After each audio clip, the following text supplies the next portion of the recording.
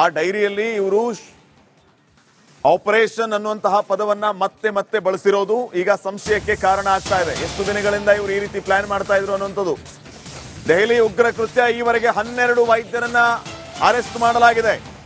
Doctor ಪದವಿಯನ್ನ ಓದಿ ಉಗ್ರ ಕೃತ್ಯದಲ್ಲಿ ಭಾಗಿಯಾಗಿದ್ದಾರೆ ಇವರೆಲ್ಲ. ದೆಹಲಿಯಲ್ಲಿ ಕಾರ್ ಬ್ಲಾಸ್ಟ್ ಮಾಡಿದ್ದು ಉಮರ್ ನಬಿ, ಈತನು ಡಾಕ್ಟರ್. ಉಮರ್ ನಬಿಗೆ ಸ್ನೇಹಿತನಾಗಿದ್ದು ಮುಜಾಮಿಲ್, ಆತನು ಡಾಕ್ಟರ್. ಮುಜಾಮಿಲ್ನಿಂದ ಸಾಕಷ್ಟು ಸ್ಫೋಟಕ ಮಾಹಿತಿ ಬಯಲಾಗಿದೆ.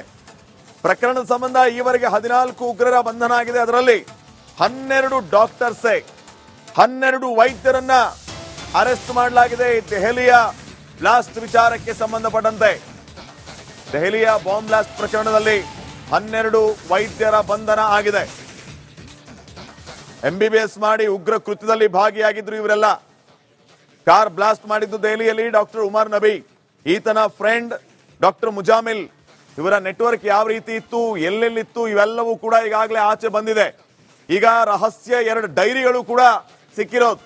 ಅದರಲ್ಲಿ ಅನೇಕ ವಿಚಾರಗಳನ್ನ ಇವರು ಬರೆದಿಟ್ಟಿದ್ದಾರೆ ಅಂತ ಈಗ ಮಾಹಿತಿ ಸಿಗ್ತಾ ಇದೆ.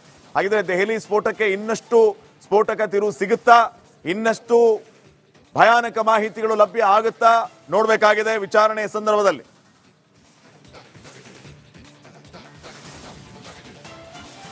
ಇನ್ನಷ್ಟು ಅಪ್ಡೇಟ್ಸ್ ಕೊಡ್ತಾರೆ ಕೊಲೀಗ್ ರಂಜಿತ್. ಈಗ ನೇರ ಸಂಪರ್ಕದಲ್ಲಿ. ರಂಜಿತ್, ಗಮನಿಸ್ತಾ ಇದೀವಿ 2 ಸೀಕ್ರೆಟ್ ಡೈರಿಯನ್ನ ಈಗಾಗಲೇ ಸೀಸ್ ಮಾಡಲಾಗಿದೆ, 12 ಡಾಕ್ಟರ್ಸ್ಗಳ ಅರೆಸ್ಟ್ ಆಗಿದೆ. ಏನೆಲ್ಲ ಅಪ್ಡೇಟ್ಸ್ ಕೊಡ್ತೀರಿ?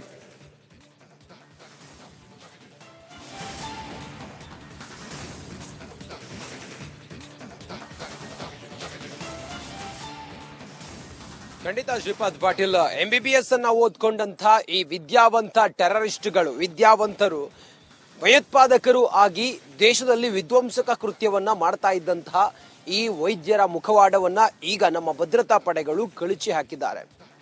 ಇವರ ಇನ್ನಷ್ಟು ಇನ್ಸೈಡ್ ಮಾಹಿತಿ ಈಗ ಲಭ್ಯ ಆಗಿದೆ. ಭಾರಿ ಪ್ರಮುಖವಾಗಿ ಗಮನಿಸಬೇಕಾದಂತ ವಿಚಾರ ಅಂತ ಹೇಳಿದ್ರೆ ಶ್ರೀಪಾದ್ ಪಾಟೀಲ್,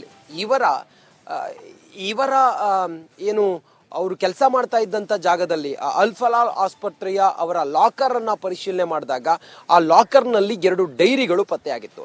ಆ ಡೈರಿಯಲ್ಲಿ ಉಮರ್ ನಬಿ ಮತ್ತೆ ಈ ಮುಜಾಫಿರ್ ಈತನ 2 ಡೈರಿಯಲ್ಲಿ ಇರುವ ಮಾಹಿತಿ ಆಧಾರದ ಮೇಲೆ ಈಗ ಪೊಲೀಸರು ತನಿಖೆಯ ಆಳಕ್ಕೆ ಇಳಿದಿದ್ದಾರೆ.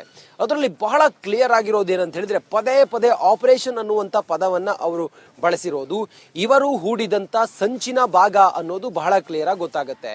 ನೋಡಿ, ಶಾಹಿದ್ ಅನ್ನೋ ಲೇಡಿ ಟೆರರ್ ಏನಿದ್ದಾಳೆ, ಆಕೆ ವಾಟ್ಸಪ್ ಚಾಟ್ ಅನ್ನ ಪರಿಶೀಲನೆ ಮಾಡಿದಾಗ ಆ ವಾಟ್ಸಪ್ ಚಾಟ್ ನಲ್ಲಿ ಕೋಡ್ ವರ್ಡ್ಸ್ ಗಳನ್ನ ಬಳಸಿದ್ಲು ಅನ್ನುವಂಥದ್ದು ಪೊಲೀಸರು ಪತ್ತೆ ಹಚ್ಚಿದ್ರು.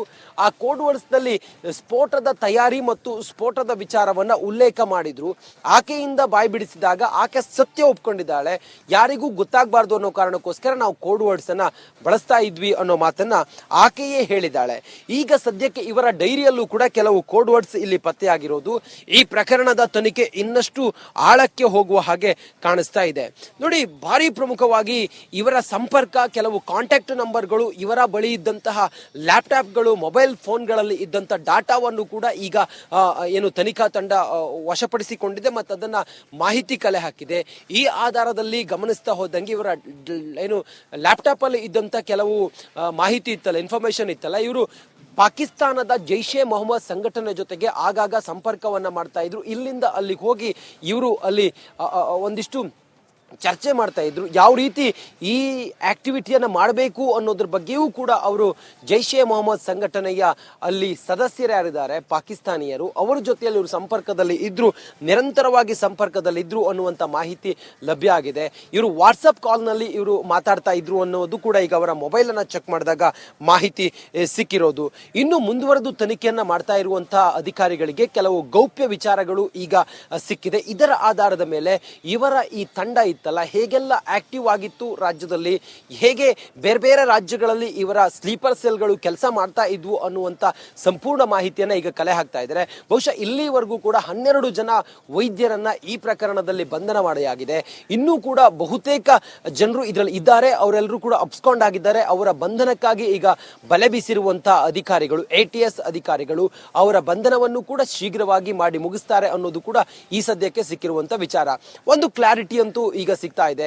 ಇವರೆಲ್ಲರೂ MBBS ಓದಿ ದೇಶ ವಿರೋಧಿ ಚಟುವಟಿಕೆಯಲ್ಲಿ ಭಾಗಿಯಾದವರು. ಇವರು ಮತೀಯವಾದವನ್ನ ತುಂಬಿಕೊಂಡು ಆ ಮೂಲಕ ಇವರು ದೇಶ ವಿಧ್ವಂಸಕ ಕೃತ್ಯದಲ್ಲಿ ಭಾಗಿ ಆಗ್ತಾ ಇದ್ದವರು ಅನ್ನೋದು ಬಹಳ ಕ್ಲಿಯರ್ ಆಗಿ ಗೊತ್ತಾಗಿದೆ. ಸದ್ಯ ಇದೊಂದು ಪ್ರಕರಣ ಬಹುಶಃ ನಮ್ಮ ದೇಶದಲ್ಲಿ ಆಗುವಂತ ಅತಿ ದೊಡ್ಡ ದುರಂತವನ್ನ ತಪ್ಪಿದೆ ಅಂತ ಹೇಳಿ ಅನ್ಸುತ್ತೆ. ಆ ಕಾರಣದಿಂದ ಎಲ್ಲಾ ಕಡೆಗಳಲ್ಲೂ ಕೂಡ ಈಗ ಅಲರ್ಟ್ ಇರುವಂತೆ ಸೂಚನೆಯನ್ನ ಕೊಡಲಾಗಿದೆ. ನಿನ್ನೆ ಪ್ರಧಾನಿ ನರೇಂದ್ರ ಮೋದಿ ಅವರು ಹೇಳ್ತಾ ಇದ್ರು, ನಾವು ಇದರ ಬೇರೆ ಸಮೇತ ಕಿತ್ತಾಕ್ತೀವಿ, ಭಯೋತ್ಪಾದನೆ ಅನ್ನೋ ಒಂದು ಹೆಸರನ್ನೇ ಕಿತ್ತಾಕ್ತೀವಿ ಅಂತೇಳಿ ಹೇಳಿದ್ರು. ಬಹುಶಃ ಅದರ ಮುಂದುವರಿದ ಭಾಗವಾಗಿ ಈಗ ಎಲ್ಲಾ ಕಡೆಗಳಲ್ಲೂ ಕೂಡ ಈ ಭಯೋತ್ಪಾದಕ ನಿಗ್ರಹ ಕಾರ್ಯಾಚರಣೆ ಕ್ಷಿಪ್ರಗತಿಯಲ್ಲಿ ಸಾಗ್ತಾ ಇದೆ. ಈಗ ಬೇರ್ಬಿಟ್ಟಿರುವಂತ ಈ ಏನಿದ್ದಾರೆ, ಈ ಸರ್ಚರ್ ಏನಿದ್ದಾರೆ, ಇವರ ಸರ್ಚರು ಬೆಂಬಲಿಗರು ಅವ್ರು ಯಾರಿದ್ದಾರೆ ಅವರೆಲ್ಲರನ್ನು ಕೂಡ ಹುಡುಕಿ ಈಗ ಅವ್ರನ್ನ ಅರೆಸ್ಟ್ ಮಾಡ್ತಾ ಇದ್ದಾರೆ. ಇಲ್ಲಿಯವರೆಗೂ ಕೂಡ 1500ಕ್ಕೂ ಹೆಚ್ಚು ಜನರನ್ನ ಕೆಂಪುಕೋಟೆಯ ಮುಂದೆ ಸ್ಫೋಟ ಪ್ರಕರಣದಲ್ಲಿ ಬಂಧನವನ್ನ ಮಾಡಿ ಅವರಿಂದ ಮಾಹಿತಿಯನ್ನ ಪಡೆದುಕೊಳ್ತಾ ಇದ್ದಾರೆ, ಅವರನ್ನ ಡ್ರಿಲ್ ಮಾಡ್ತಾ ಇದ್ದಾರೆ. ಮುಂದುವರಿದು ಈ ಪ್ರಕರಣದಲ್ಲಿ ಇನ್ಯಾರದ್ದೆಲ್ಲ ಬಂಧನ ಆಗತ್ತೆ ಅನ್ನೋದನ್ನ ಕಾದು ನೋಡಬೇಕು. ಇನ್ನು ಅಲ್ಫಾ ಯೂನಿವರ್ಸಿಟಿ ಇದ್ದಲ್ಲ, ಆ ಯೂನಿವರ್ಸಿಟಿಯ ಕೆಲವು ವೈದ್ಯರು ಇದರಲ್ಲಿ ಶಾಮೀಲಾಗಿದ್ದಾರೆ. ಇನ್ನು ಕೆಲವು ವೈದ್ಯರು ಅವರಿಗಾಗಿ ಈಗ ಬಲೆ ಬೀಸಿದ್ದಾರೆ. ಕಾಶ್ಮೀರ ಮೂಲದ 40 ಜನ ವೈದ್ಯರಲ್ಲಿ ಕೆಲಸ ಮಾಡ್ತಾ ಇದ್ರಲ್ಲ, ಅವರ ಮಾಹಿತಿಯನ್ನ ಪಡ್ಕೊಂಡು ಅವರನ್ನ ವಿಚಾರಣೆಗೂ ಕೂಡ ಕರೆದಿದ್ದಾರೆ, ನೋಟಿಸ್ ಅನ್ನ ಕೂಡ ಕೊಟ್ಟಿದ್ದಾರೆ. ಸಂಪರ್ಕದಲ್ಲಿ ಮತ್ತೊಂದು ಬ್ರೇಕಿಂಗ್ ಅಪ್ಡೇಟ್ ಬರ್ತಾ ಇದೆ. ಆ ಡೈರಿಯಲ್ಲಿ ಇವರು ಆಪರೇಷನ್ ಅನ್ನುವಂತಹ ಪದವನ್ನ ಮತ್ತೆ ಬಳಸಿರೋದು ಈಗ ಸಂಶಯಕ್ಕೆ ಕಾರಣ ಆಗ್ತಾ ಇದೆ. ಎಷ್ಟು ದಿನಗಳಿಂದ ಇವರು ಈ ರೀತಿ ಪ್ಲಾನ್ ಮಾಡ್ತಾ ಇದ್ರು ಅನ್ನುವಂಥದ್ದು. ದೆಹಲಿ ಉಗ್ರ ಕೃತ್ಯ, ಈವರೆಗೆ 12 ವೈದ್ಯರನ್ನ ಅರೆಸ್ಟ್ ಮಾಡಲಾಗಿದೆ. ಡಾಕ್ಟರ್ ಪದವಿಯನ್ನ ಓದಿ ಉಗ್ರ ಕೃತ್ಯದಲ್ಲಿ ಭಾಗಿಯಾಗಿದ್ದಾರೆ ಇವರೆಲ್ಲ. ದೆಹಲಿಯಲ್ಲಿ ಕಾರ್ ಬ್ಲಾಸ್ಟ್ ಮಾಡಿದ್ದು ಉಮರ್ ನಬಿ, ಈತನು ಡಾಕ್ಟರ್. ಉಮರ್ ನಬಿಗೆ ಸ್ನೇಹಿತನಾಗಿದ್ದು ಮುಜಾಮಿಲ್, ಆತನು ಡಾಕ್ಟರ್. ಮುಜಾಮಿಲ್ನಿಂದ ಸಾಕಷ್ಟು ಸ್ಫೋಟಕ ಮಾಹಿತಿ ಬಯಲಾಗಿದೆ. ಪ್ರಕರಣದ ಸಂಬಂಧ ಈವರೆಗೆ 14 ಉಗ್ರರ ಬಂಧನ ಆಗಿದೆ. ಅದರಲ್ಲಿ 12 ಡಾಕ್ಟರ್ಸೇ, 12 ವೈದ್ಯರನ್ನ ಅರೆಸ್ಟ್ ಮಾಡಲಾಗಿದೆ. ದೆಹಲಿಯ ಬ್ಲಾಸ್ಟ್ ವಿಚಾರಕ್ಕೆ ಸಂಬಂಧಪಟ್ಟಂತೆ ದೆಹಲಿಯ ಬಾಂಬ್ ಬ್ಲಾಸ್ಟ್ ಪ್ರಕರಣದಲ್ಲಿ 12 ವೈದ್ಯರ ಬಂಧನ ಆಗಿದೆ. MBBS ಮಾಡಿ ಉಗ್ರ ಕೃತ್ಯದಲ್ಲಿ ಭಾಗಿಯಾಗಿದ್ರು ಇವರೆಲ್ಲ. ಕಾರ್ ಬ್ಲಾಸ್ಟ್ ಮಾಡಿದ್ದು ದೆಹಲಿಯಲ್ಲಿ ಡಾಕ್ಟರ್ ಉಮರ್ ನಬಿ, ಈತನ ಫ್ರೆಂಡ್ ಡಾಕ್ಟರ್ ಮುಜಾಮಿಲ್. ಇವರ ನೆಟ್ವರ್ಕ್ ಯಾವ ರೀತಿ ಇತ್ತು, ಎಲ್ಲೆಲ್ಲಿತ್ತು, ಇವೆಲ್ಲವೂ ಕೂಡ ಈಗಾಗಲೇ ಆಚೆ ಬಂದಿದೆ. ಈಗ ರಹಸ್ಯ 2 ಡೈರಿಗಳು ಕೂಡ ಸಿಕ್ಕಿರೋದು. ಅದರಲ್ಲಿ ಅನೇಕ ವಿಚಾರಗಳನ್ನ ಇವರು ಬರೆದಿಟ್ಟಿದ್ದಾರೆ ಅಂತ ಈಗ ಮಾಹಿತಿ ಸಿಗ್ತಾ ಇದೆ.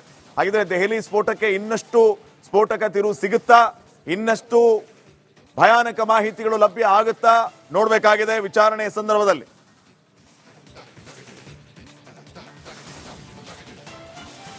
ಇನ್ನಷ್ಟು ಅಪ್ಡೇಟ್ಸ್ ಕೊಡ್ತಾರೆ ಕೊಲೀಗ್ ರಂಜಿತ್ ಈಗ ನೇರ ಸಂಪರ್ಕದಲ್ಲಿ. ರಂಜಿತ್, ಗಮನಿಸ್ತಾ ಇದೀವಿ 2 ಸೀಕ್ರೆಟ್ ಡೈರಿಯನ್ನ ಈಗಾಗಲೇ ಸೀಸ್ ಮಾಡಲಾಗಿದೆ, 12 ಡಾಕ್ಟರ್ಸ್ಗಳ ಅರೆಸ್ಟ್ ಆಗಿದೆ. ಏನೆಲ್ಲ ಅಪ್ಡೇಟ್ಸ್ ಕೊಡ್ತೀರಿ?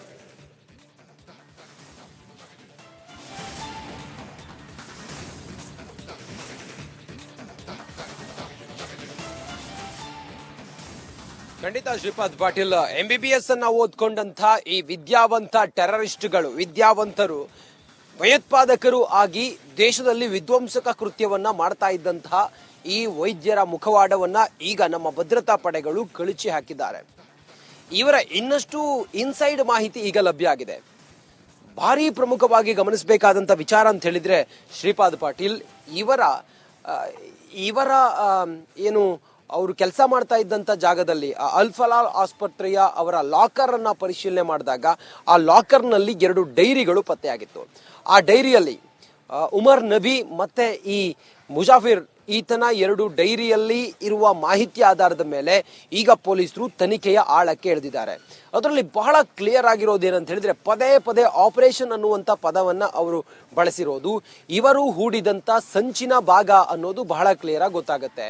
ನೋಡಿ, ಶಾಹಿದ್ ಅನ್ನೋ ಲೇಡಿ ಟೆರರ್ ಏನಿದ್ದಾಳೆ, ಆಕೆ ವಾಟ್ಸಪ್ ಚಾಟ್ ಅನ್ನ ಪರಿಶೀಲನೆ ಮಾಡಿದಾಗ ಆ ವಾಟ್ಸಪ್ ಚಾಟ್ ನಲ್ಲಿ ಕೋಡ್ ವರ್ಡ್ಸ್ ಗಳನ್ನ ಬಳಸಿದ್ಲು ಅನ್ನುವಂಥದ್ದು ಪೊಲೀಸರು ಪತ್ತೆ ಹಚ್ಚಿದ್ರು.